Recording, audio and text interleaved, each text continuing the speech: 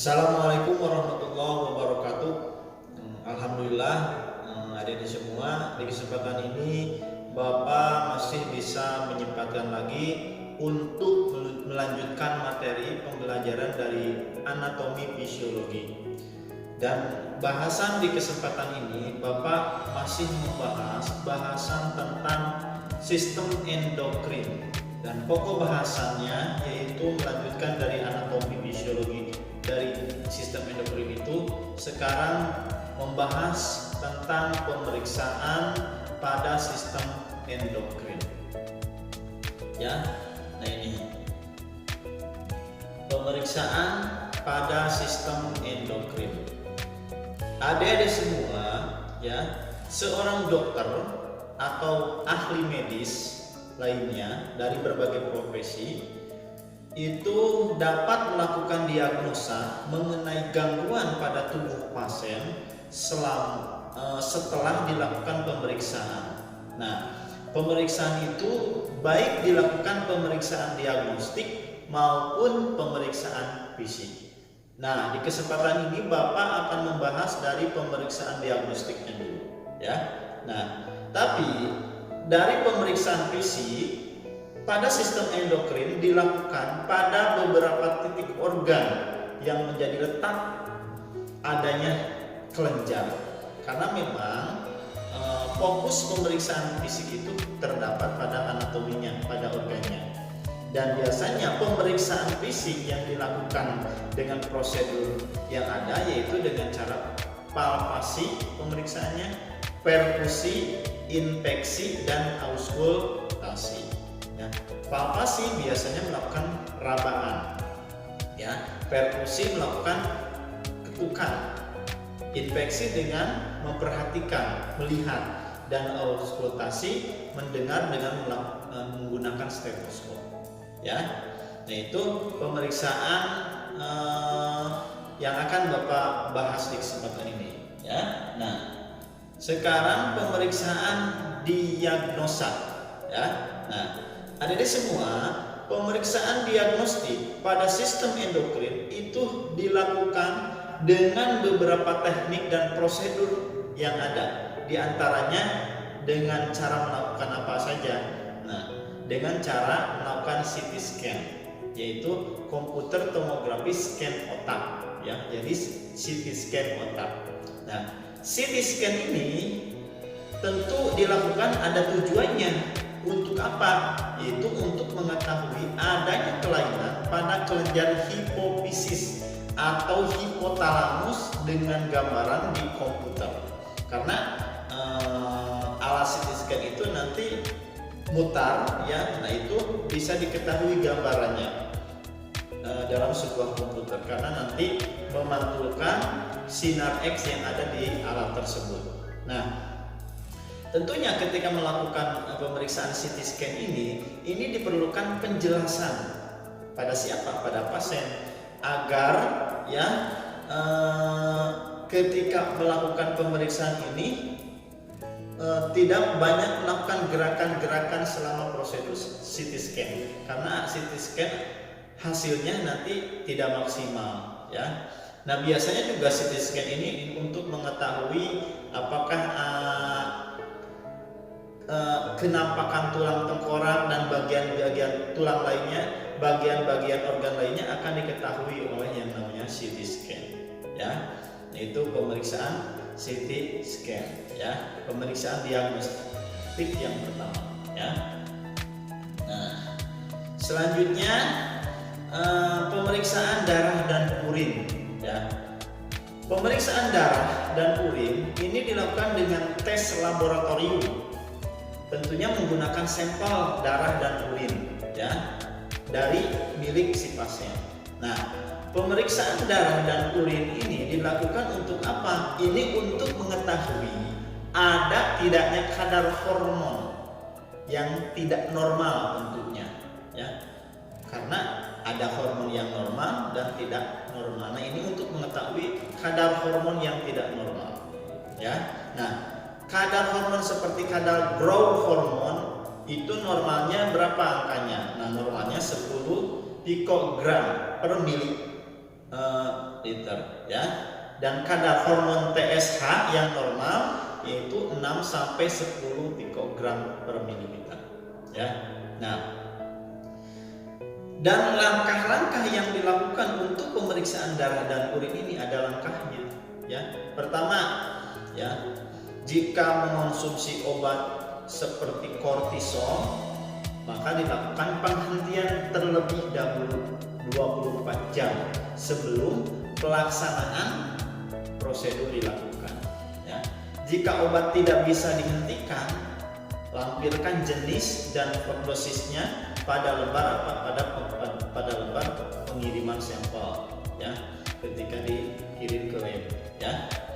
Yang kedua, saat pelaksanaan prosedur pasien diberi obat yang namanya dexamethasone. Itu dosisnya 4 kali 0,5 mili per hari selama 2 hari ya. Keesokan harinya ya, dilakukan pengambilan darah pena sekitar 5 cc ya. Selanjutnya pasien diminta menampung urin. Kemudian sampel darah dan urin dibawa ke laboratorium untuk dilakukan pemeriksaan ya. Selanjutnya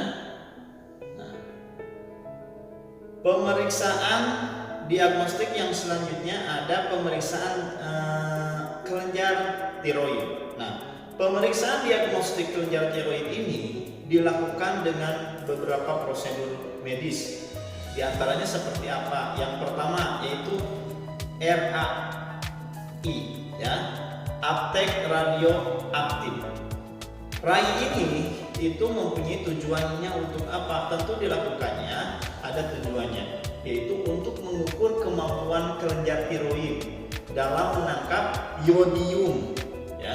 Nah, apakah si tubuh itu mampu tidak melakukan fungsinya untuk menggunakan garam iodium ini. Nah, dan tentunya ada langkah-langkah prosedur pemeriksaan RAI ya, radioaktif ini. Pertama apa? Pasien diminta puasa dulu 6 sampai 8 jam sebelum prosedur dilakukan ya, jadi dipuasakan.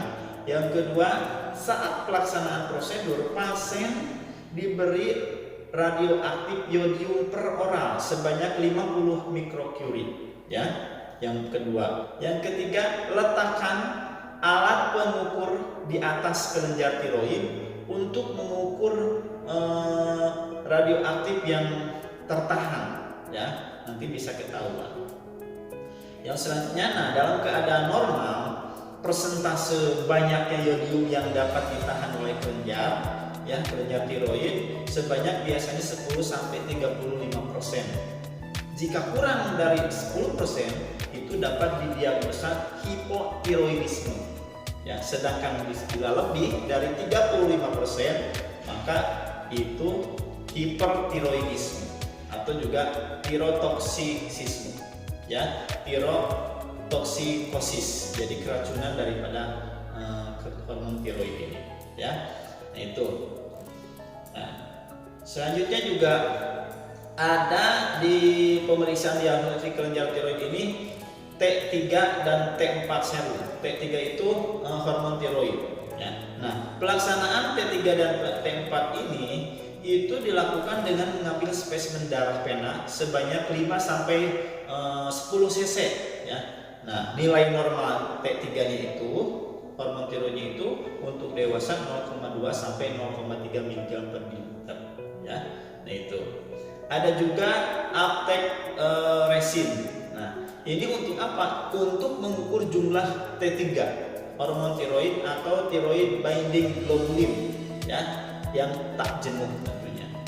Nah, ini dilakukan dengan mengambil spesimen darah pena sebanyak 5 cc ya, nanti ditarik 5 cc. Nah, sebelum prosedur pasien dipuasakan dulu, itu selama 6 sampai 8 jam puasanya ya.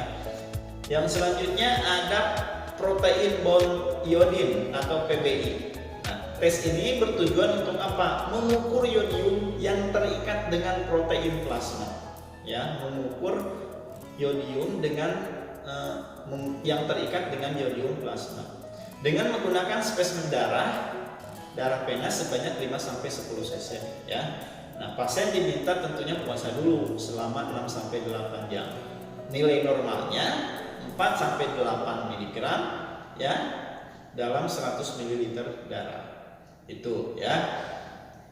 Yang selanjutnya untuk pemeriksaan diagnostik, nah dari endokrin ini ada yang namanya BMR atau basal metabolic rate, laju metabolisme basal. Ya, BMR ini bertujuan untuk apa? Untuk mengukur jumlah oksigen yang dibutuhkan tubuh di bawah kondisi basal atau di bawah kondisi saat itu ya, selama beberapa waktu. Kondisi basal itu pemeriksaan pas waktu itu. Nah, langkah-langkahnya seperti apa prosedurnya ketika dilakukan pemeriksaan ya. Pertama, pasien diminta untuk puasa ya, makan dan minum selama berapa jam? 12 jam sebelum melaksanakan prosedur. Tidur cukup minimal 8 jam. Tidak mengkonsumsi obat analgesik, anti nyeri analgesik itu ya, dan sedatif. Jadi obat-obat yang mempengaruhi rangsangan terhadap saraf kemih. Dan tidak boleh bangun dari tempat tidur sampai pemeriksaan selesai dilakukan. Itu langkah yang pertama. Langkah yang kedua, segera setelah bangun dilakukan pengukuran tekanan darah ya dan pengukuran nadi. Itu dihitung dengan rumus seperti ini. BMR-nya 0,75 dikali detak jantung ya ditambah 0,74 dikali tekanan nadi dikurangi 72, sehingga nilai BMR yang normalnya itu min 10 atau sama dengan 15% ya, hasil daripada normalnya. Nah itu ya. Nah selanjutnya pemeriksaan sistem endokrin ini ada pemeriksaan diagnostik kelenjar paratiroid. Nah, itu ada beberapa langkah pemeriksaan. Pertama, percobaan Sulkowicz. Apa itu? Yaitu pemeriksaan ini dilakukan dengan tujuan untuk memeriksa perubahan jumlah kalsium dan urin ya. Jadi untuk mengetahui perubahan jumlah kalsium dan urin, dan juga untuk mengetahui aktivitas kelenjar paratiroid ini. Nah, ini yang namanya percobaan Sulkowicz. Nah, percobaan ini tentunya ada cara-caranya ya. Biasanya pasien diminta menampung urin yang 20 jam tersebut dan menyiapkan makanan rendah kalsium ya pada pasien selama 2 hari berturut-turut ya. Selanjutnya dilakukan percobaan memasukkan 3 ml urin ya dalam tabung, nanti dikasih reagen ya dan siapkan tabungnya ya. Setelah itu dilihat, jika terdapat kekeruhan ya berarti negatif. Jika tidak terdapat kekeruhan negatif, jika ada kekeruhan berarti positif. Masalah yang ada untuk percobaan Sulkowicz ya. Yang selanjutnya untuk pemeriksaan diagnostik kelenjar paratiroid ini dengan pemeriksaan EKG, elektrokardiogram. Tujuannya untuk apa? Untuk mengidentifikasi kelainan gambaran ya EKG-nya apakah normal atau tidak normal ya. Karena apa? Biasanya ketika tidak normal itu perubahan kadar kalsium terhadap otot jantungnya. Ya. Selanjutnya ada pemeriksaan elektromiogram atau IMG ya.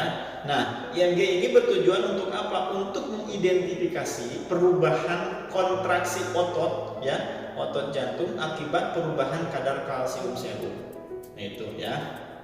Nah, selanjutnya ada pemeriksaan diagnostik kelenjar pankreas. Nah, kalau pemeriksaan diagnostik kelenjar pankreas ini dilakukan untuk biasanya pemeriksaan glukosa ya.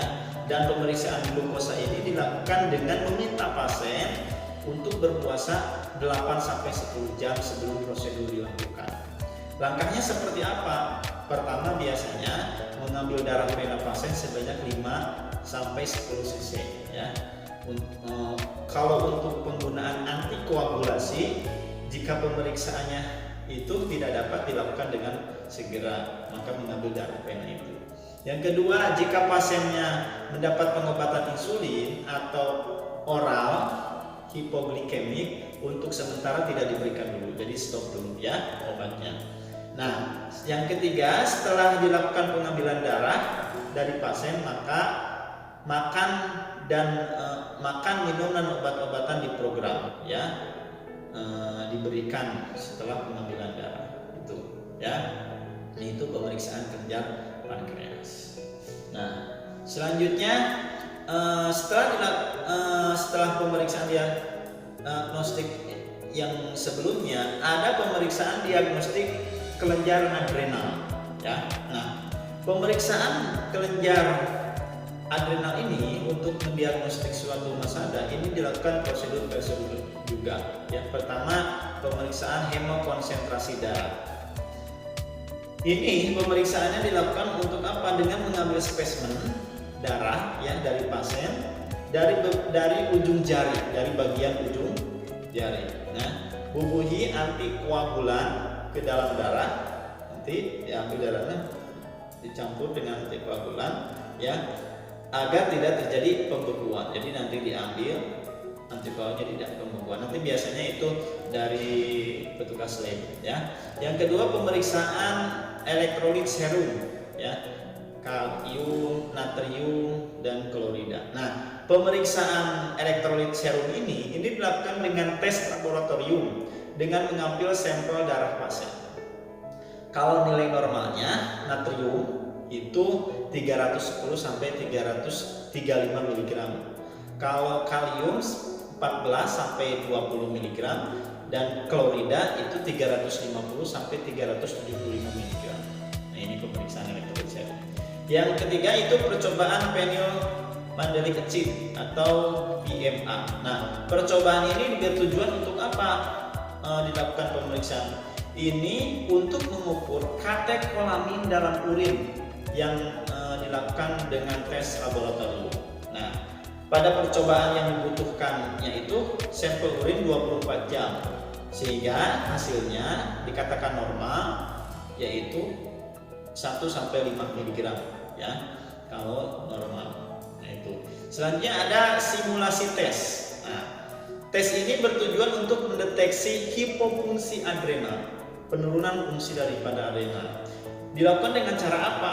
Itu dilakukan dengan terhadap kortisol dengan pemberian hormon ACTH ya, atau terhadap aldosteron dengan pemberian sodium ya, sehingga bisa ketahuan tesnya ini.